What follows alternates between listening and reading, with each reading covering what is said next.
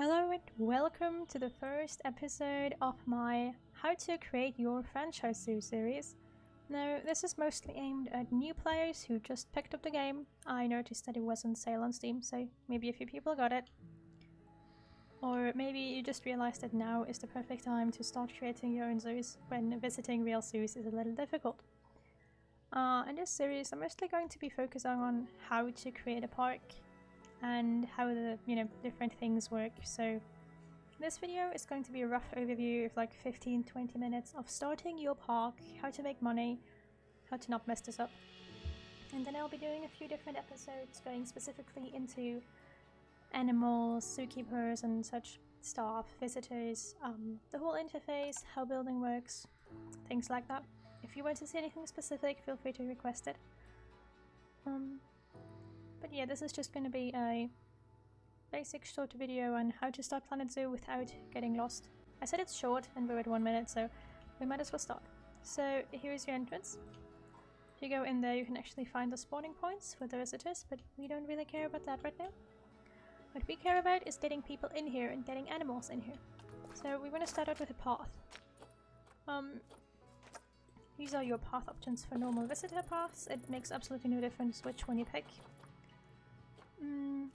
Length and width are self-explanatory, I suppose. You can just place down a path normally for now. The pathing will be explained in my general building tutorial if you want more information on that. And now the first thing you want to do is get staff paths as well. Now, staff paths, as the name says, are paths for your staff. Now, thankfully the visitors in this zoo really care about rules, so if it's a staff path, they won't go on it if they're not staff. So you sort of have a sort of safe zone for all of your staff buildings, which the game already tells us we need a lot of. So these are all the staff buildings you can get. Just go to facilities and into staff facilities, and that's them. So you can just pick these prefabs and design them yourself, or you can pick actual build ones. Just what we're going to go for the sake of the series. You can press epsilon to turn them. And if you keep it pressed and use your left mouse key, you can rotate them. But the game does have files right up here, I believe, in all of your controls, which is where you might wanna read through those a bit. Reminds me of the time when you picked up a new game and you sat around for 2 hours before you could play it and you just read through the manual. I don't know if anyone still remembers that. Me pressing the wrong key is the best way to start this. There we go. So this is all of our staff buildings, all the ones that you'll need. You'll need to place all of them down once. Some of them you'll need to place down multiple times, because they can only hold a certain amount of staff. So like this staff room only holds 4 people at once. If you have a lot of staff, you'll need more than one. But like you don't need one for every 4 staff, because they won't all be in it at the same time. Now, the next thing we'll want to care about are power and water. So you get a transformer. As you can see, we already have some power, but we will have to build one. Each transformer has a radius around them, and this is the radius in which it will give you electricity. So let's just place one of those right here. Right now, by the way, we are in the power map, in the power heat map. You can activate heat maps down here, or by pressing H. Tells you. And this gives you a rough overview of what you have and what you need essentially. This is water, so as you see we don't have a water filtration anywhere. What this does is if you make a lake or something with the terrain tool, so you just push a hole and then you can fill it with water like this, it's gonna clean that water. And you do want to have clean water because otherwise if your animals drink it they'll get sick. Okay, so this is the first thing you want to have in your zoo. Before you get animals, you want to build these. You can put them wherever you want to, as long as they're far away from the main path. Why?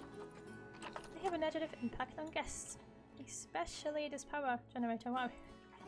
So I never realized that. So you want to make sure that they're actually a fair amount away. I tend to hide them behind my first habitat. Also, another thing, if you want to start out easy and like franchise or something, don't start by building the largest, most beautiful habitats. Just start by building a habitat that works. So go into barriers, and here you can pick any of your barriers. Which barrier you pick depends a little on what animal you want. Obviously you can always go with that brick, which is the resistance grade 5. It's the highest we'll ever need.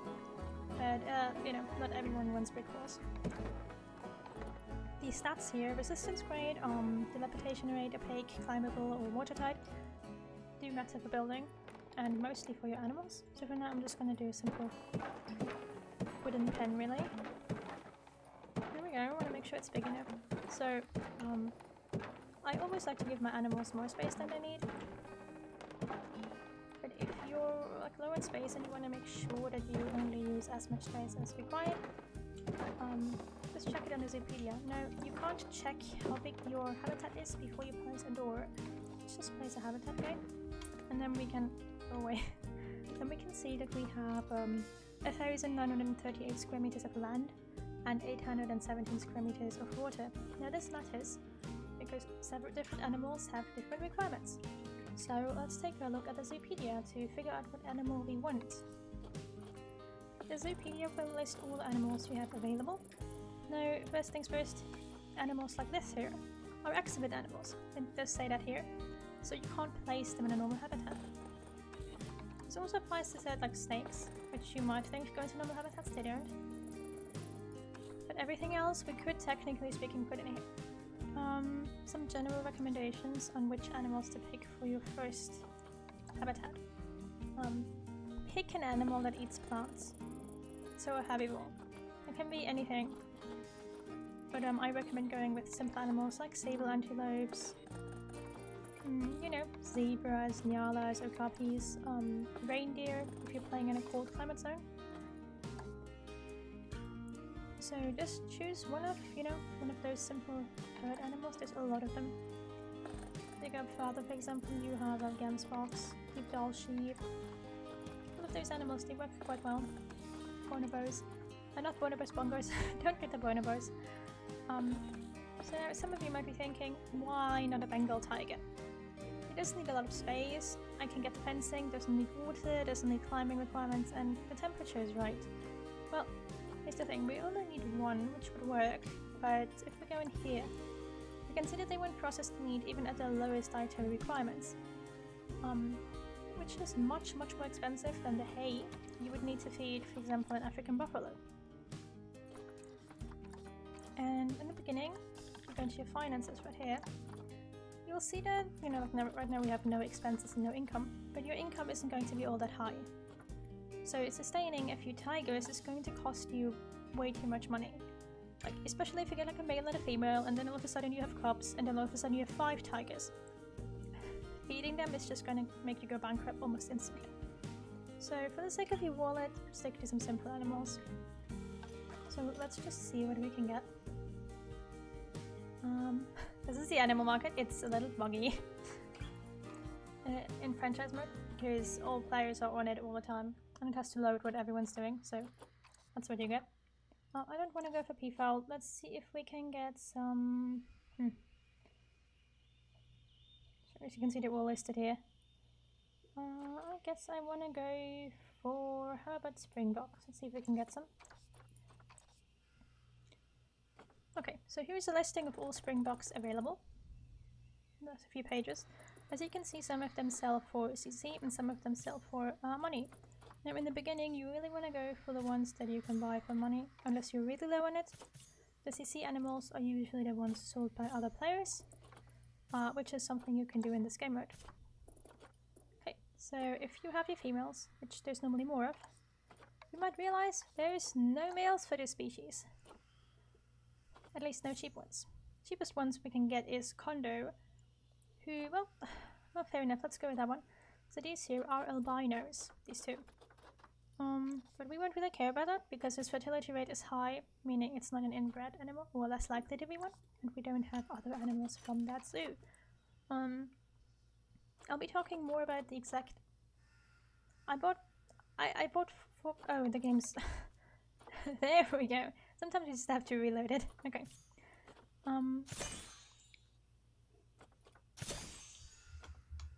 That is the online trading post. Get used to it. It lags a little bit. As I said, it has to do everything in the background. There we go. Let's just move all of them into our habitat. I'll be going into these stats and more facts about the Zoopedia and all that in my separate video for the animals. For now, I'm just going to transfer these in here, and then we're going to take a look at how we fix their habitat, how we make them happy. Not going to go into the particulars too much. Can you please? Thank you. But yeah, if you have an albino animal, and a normal animal, I think you won't get albinos out of it as far as I'm aware. You have to breed 2 albinos to get more albinos, but who cares? Okay. And then I realized the mistake I made. You also need staff. How could I have forgotten? Caretakers are in charge of cleaning the zoo. Keepers take care of your animals. Mechanics repair everything. Security does security stuff, and the veterinarian does research and makes sure the animals are safe. Look, it's me! Well, not really. Could be me. Okay. Next, you want to create a work zone. Just go into staff and then work zones. This is important because it tells your staff where to work. And it's pretty essential for keepers and caretakers. Everyone else you can leave without a work zone, but if you only have one, you might as well assign them to it. Okay. So now these guys will go and get the animals for us. Down here you can speed up the simulation. In case you didn't know that. Run faster, my minions. Thank you. Okay, and here are our spring balls. Now, this is their overview, which once again I'll be going into more detail in the animal tutorial, but I'll just show you how to make sure that your animals are happy enough. So, first of all, we've already made sure that this is all set by going through the Zoopedia. I hope you can't hear the noise in the background. I really do. So next, we just want to make sure that the terrain distribution works out. Just go into any of these that are red if they're empty, and then just place more of that. Usually the white bar here, that's what you want to be, and the empty dark green is where you don't want to be. Next, we need hot shelter. How do we get hot shelter? The easiest way is to buy a shelter. Go into habitat, and go into filters and choose the species you want to work with. In our case, it's the springbok. Go all the way down to springbok. There we go. And then the game will suggest some basic shelters for you. The pre-built. Now, some animals need different shelters than others, obviously. And depending on the size of the animals, you want to pick different size shelters as well. This is bedding. Your animals don't need this, but it's comfortable, so might as well. Okay, so we've taken care of the hot shelter. Here we go. Always start the game for a second if you make any major changes for the animals to realize. Right, so obviously our animals will need food and water, so we'll just pick one of those food traps. You can use small ones, medium-sized, and large ones. It's up to you. I normally just place a large one. This holds 40 kilograms of food, so it's definitely going to be enough. And now, as you see, I have 2 balls here. A grab ball, which is the toy enrichment, and a grazing ball feeder, which is a feeder enrichment. You get these through research, through vet research. So just go into vet research in the zoo tab, pick your veterinarian, move them onto the animal you want to research, in our case the springbok. As you've seen, I've researched Thompson's gazelles in a different save game, and it gave me these objects, but you won't have them unlocked naturally. The animals also want water, which in our case they can drink from this lake. If you don't have a lake, you just want to place either a water trap, now this feeders will have to refill, or you can place a water pipe, which refills itself, which is why I recommend it. Now, we were clever and picked animals from our natural biome, or close to our natural biome. We're at 26 degrees Celsius, that's fine for these guys. If these were ice bears, we'd have to place some coolers. They have a radius, and that they cool the area. Same for heaters. But we don't need them. So try to do the same thing. Try to pick animals that are natural to your biome, or will at least be comfortable in the biome. If you don't have anything you like. Next, environment. Well, they don't like this plant, so let's just remove it right away. And you can tell what they do want. Plants from Africa, from grassland, and the desert. So go into nature, plants, and then you can just go for filters, Africa, and grassland and desert. And this will show you a bunch of plants, and then you can just take them and pop them down. This fills the coverage. See it? I'm just gonna place a few here. The more you place, the fuller the coverage gets. You want this to be like you didn't have to fill it up. I like to fill it up quite a bit because more plants is good. But you just want to be somewhere in the green area. That's the important part. If it's too much or too little coverage, your animals won't be happy. And they need to be from both the continent and the biome. That's correct. So enrichments, we've placed these two. As you can see, they give them a certain amount of points. How many enrichment items you need depends both on your animal, the specific enrichment item.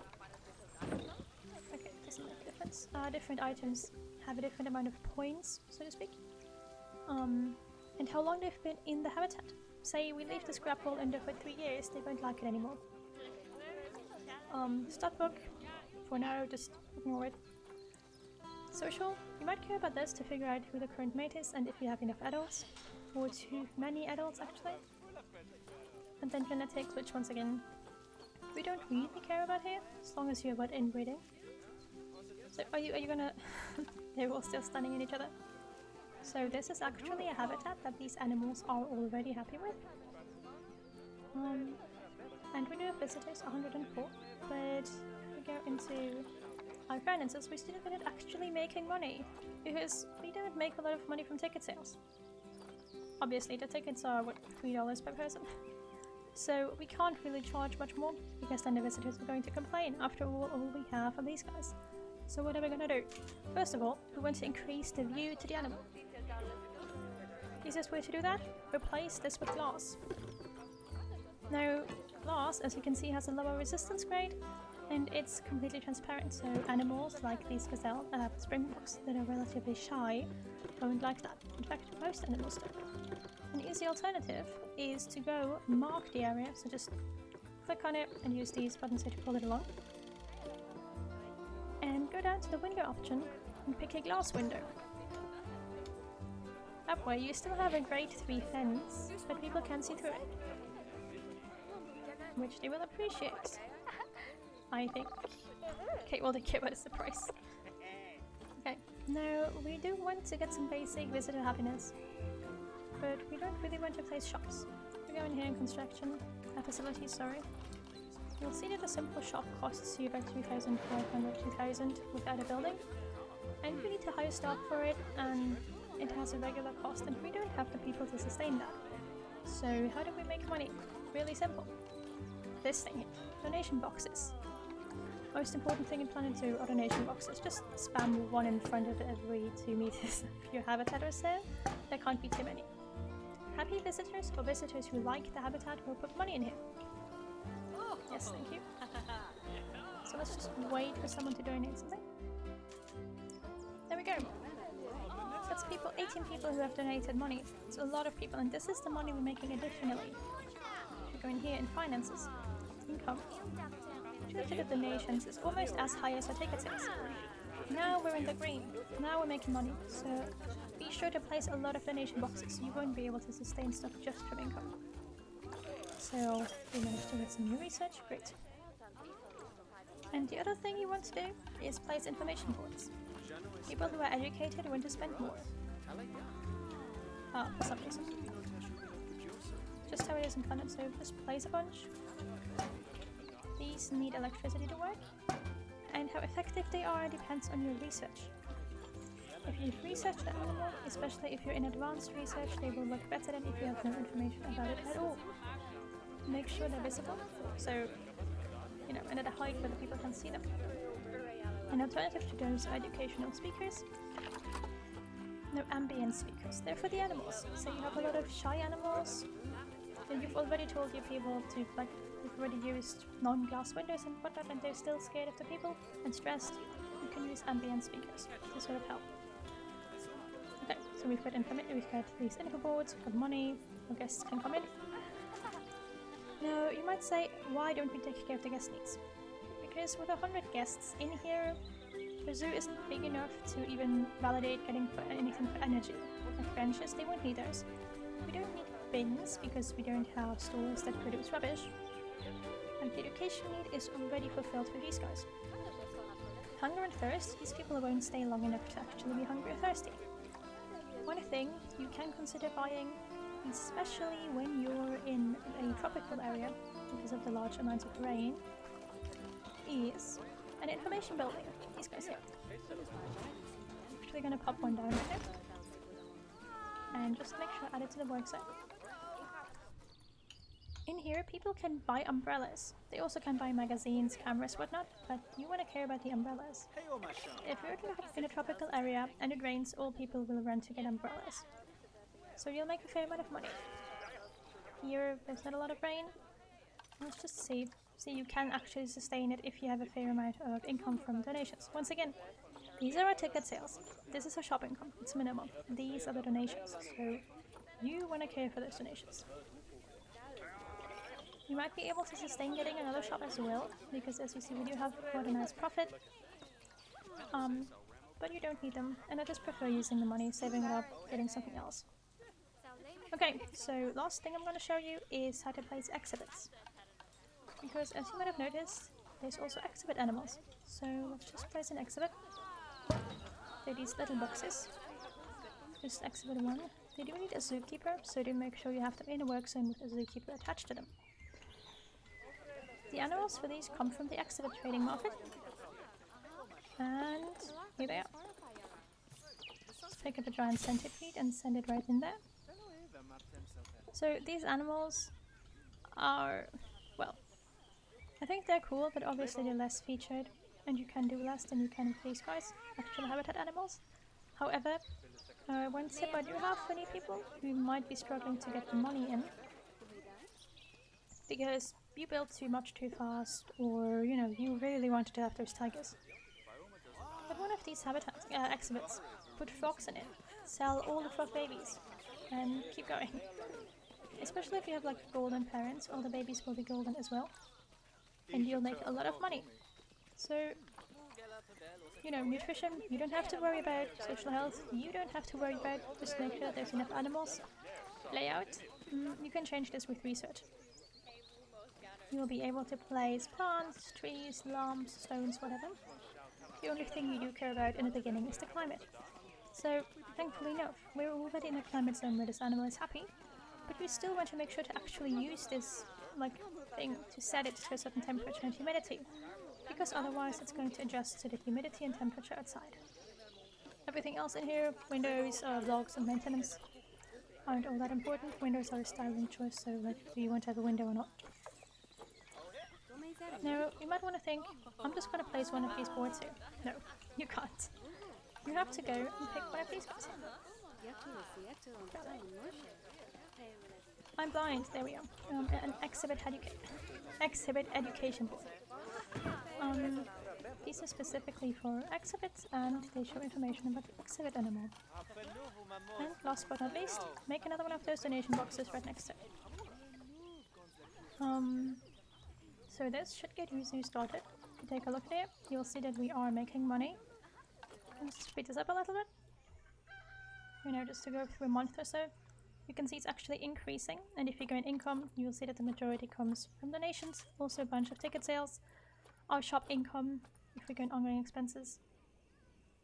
The shop costs us 164, and then we have the staff wage for that one guy, and we make 290 of it. How much do we pay him? 230, so it's actually not worth it in this zoo. But if you want one, you can have one. Yeah, your visitors will actually go up with the animals you have. And then at some point, you'll need other stuff as well. But this is our basic zoo. Some more general information for the beginning. Just make sure you start slow. Don't build 50 habitats at once. Build your habitat. Get your research done. Make sure you have a decent research level before you move on to the next animal. Also, make sure you increase the feeding quality if you can. Here. It auto increases that by now. Okay, good. It's your food. Okay. And here you see the food cost per feed. As you can see, it doesn't really make a big of a difference here. Tigers, it will say something around $1,000. So yeah. And yep. that's it. Always make sure you have males and females. Always make sure you check the Zoopedia beforehand to actually buy enough animals. Not too many. Make sure at what age you buy the map. And then you should have an easy start into your franchise or challenge mode too. So yeah, I hope you like this. Oh, rain, yes. Go and buy umbrellas. I hope you enjoyed the video. I hope this helped you a little bit in not getting lost. And I hope I'll see you again in one of the other videos.